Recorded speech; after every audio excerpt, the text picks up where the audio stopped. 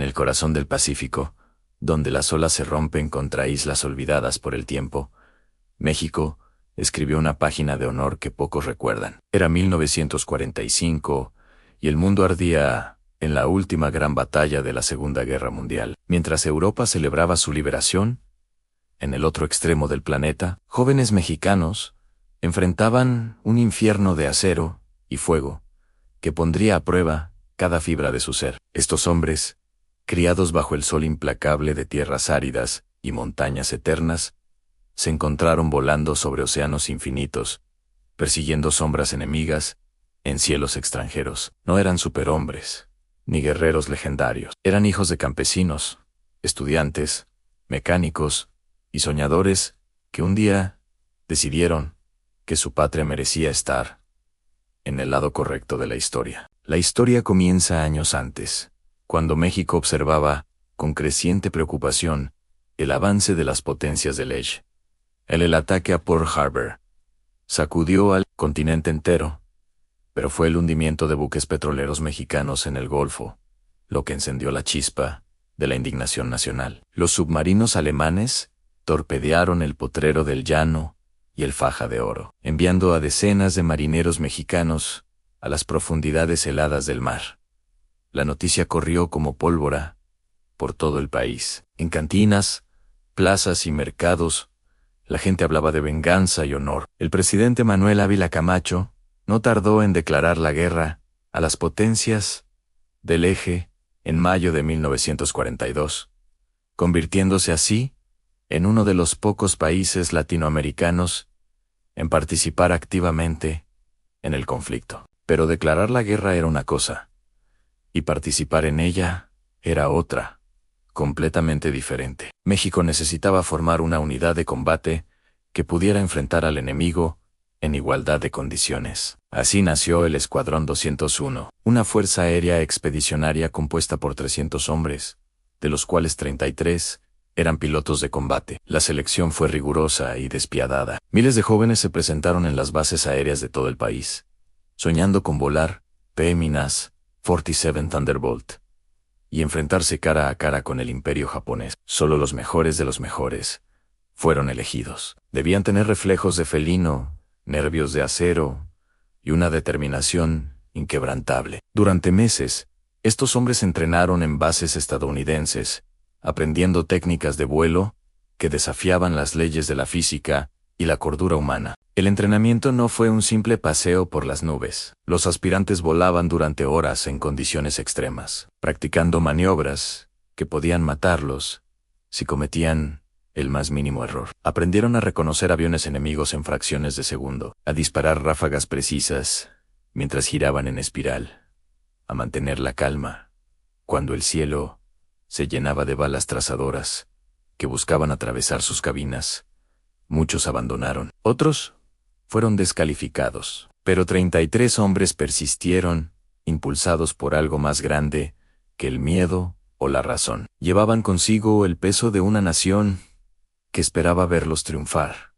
Cada despegue era un acto de fe, cada aterrizaje un milagro. Finalmente, en marzo de 1945, el Escuadrón 201 recibió la orden de partir. Abordaron transportes que los llevaron a través del Pacífico, primero a San Francisco, luego a Hawái, después a las Islas Marianas. El viaje duró semanas y cada día los acercaba más al epicentro de la guerra. Cuando llegaron a sus bases en Filipinas, el panorama que encontraron era dantesco. La selva había sido arrasada por bombardeos constantes. El aire olía a pólvora, sangre y vegetación quemada. Por las noches, el cielo se iluminaba con explosiones distantes. El rugido de los motores de aviones enemigos era un recordatorio constante de que la muerte acechaba en cada momento. Los veteranos estadounidenses los miraban con una mezcla de curiosidad y escepticismo. Nadie esperaba gran cosa de estos extranjeros que hablaban español y venían de un país sin tradición de combate aéreo moderno. Pero el Escuadrón 201 estaba decidido a demostrar su valía. El primer desafío fue adaptarse a los P-47 de Thunderbolt, bestias de acero de 7 toneladas impulsadas por motores radiales de 2000 caballos de fuerza. Estos cazas eran máquinas brutales, diseñadas para soportar castigos que destrozarían aviones más ligeros. Podían volar a 500 kilómetros por hora, lanzar cohetes y bombas, y sus 8 ametralladoras, calibre 50, podían convertir un búnker enemigo en escombros en cuestión de segundos. Manejar uno requería fuerza física, coordinación perfecta y reflejos sobrehumanos. Los pilotos mexicanos pasaron días familiarizándose con sus nuevas monturas, aprendiendo cada peculiaridad, cada sonido que indicaba problemas, cada límite que no debían cruzar. Las primeras misiones fueron de reconocimiento y apoyo terrestre. Volaban sobre la selva filipina, buscando posiciones enemigas ocultas entre la vegetación. Los japoneses habían fortificado cada colina, cada puente, cada pueblo. Sus tropas, aunque derrotadas y acorraladas, luchaban con una ferocidad desesperada. No se rendían. Preferían morir antes que deshonrarse con la captura. Esto significaba que cada misión era un baño de sangre. Los pilotos mexicanos bajaban en picada sobre objetivos terrestres, disparando sus cohetes contra búnkeres de concreto, ametrallando convoyes enemigos, arrojando bombas sobre depósitos de municiones. El fuego antiaéreo era constante y mortal. Ráfagas de proyectiles trazadores subían como fuentes de fuego, buscando devorar cualquier avión que se atreviera a volar demasiado bajo. El bautismo de fuego llegó el 7 de junio de 1945. Ese día, el Escuadrón 201 realizó su primera misión de combate real sobre Luzón. El objetivo era destruir posiciones enemigas que bloqueaban el avance de las tropas terrestres estadounidenses. Los pilotos despegaron al amanecer, con el sol naciente pintando el cielo de tonos naranjas y rojos que parecían presagiar la violencia venidera. Volaban en formación cerrada, cada hombre vigilando la cola de su compañero, consciente de que un momento de distracción podía significar la muerte. Cuando llegaron sobre el objetivo, el infierno se desató. El cielo se llenó de explosiones negras, de artillería antiaérea. Fragmentos de metralla atravesaban el aire como enjambres de avispas asesinas. Los pilotos iniciaron sus ataques en picada, lanzándose desde 3000 metros de altura, a velocidades que hacían temblar sus aviones.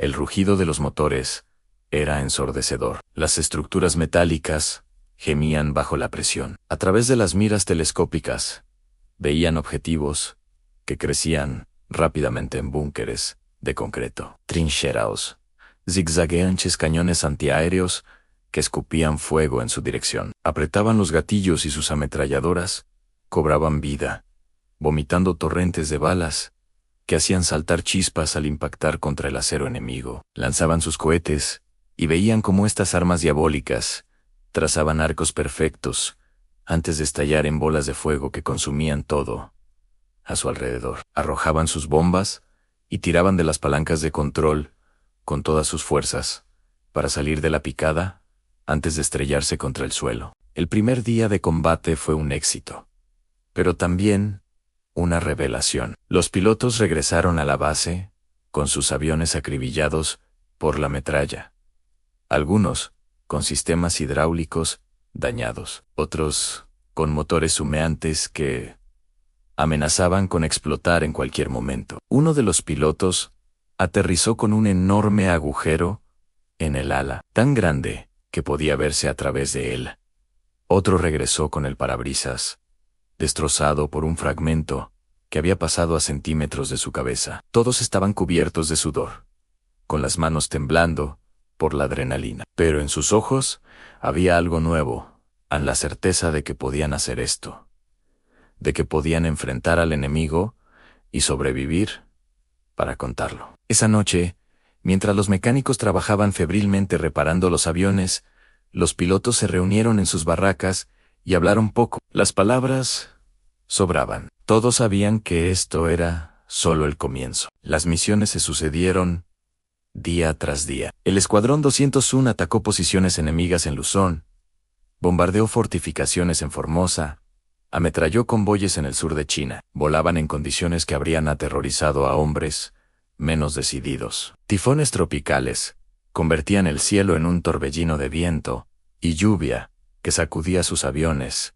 como juguetes. Nubes de tormenta se elevaban hasta 10.000 metros, cargadas de relámpagos que podían partir un avión por la mitad. El calor tropical era sofocante dentro de las cabinas de metal. Los pilotos volaban empapados en sudor, luchando contra la deshidratación y el agotamiento. Algunos sufrían mareos y náuseas por las constantes maniobras violentas. Otros desarrollaban infecciones en la piel por las condiciones insalubres de la selva.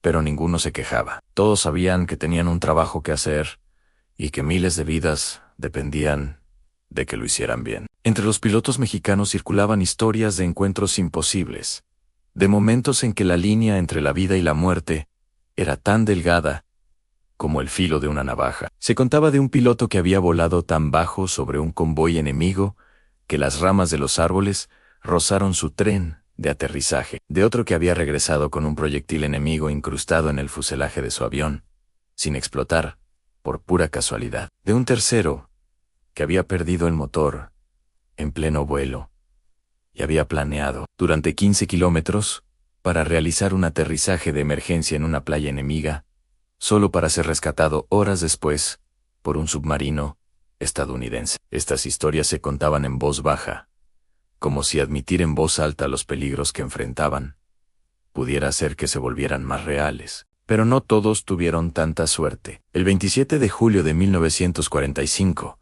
el subteniente José Espinosa Fuentes despegó para una misión de rutina sobre Formosa. Su objetivo era atacar instalaciones portuarias que los japoneses usaban para abastecer a sus tropas aisladas. Espinosa era uno de los pilotos más queridos del escuadrón, conocido por su humor irreverente y su habilidad para encontrar belleza en medio del caos. Esa mañana, había bromeado con sus compañeros sobre los tacos que comería cuando regresaran a México. Nadie imaginó que esas serían sus últimas palabras. Durante el ataque, su avión fue alcanzado por fuego antiaéreo. Testigos lo vieron girar en espiral, envuelto en llamas, antes de estrellarse contra las aguas del estrecho. No hubo paracaídas.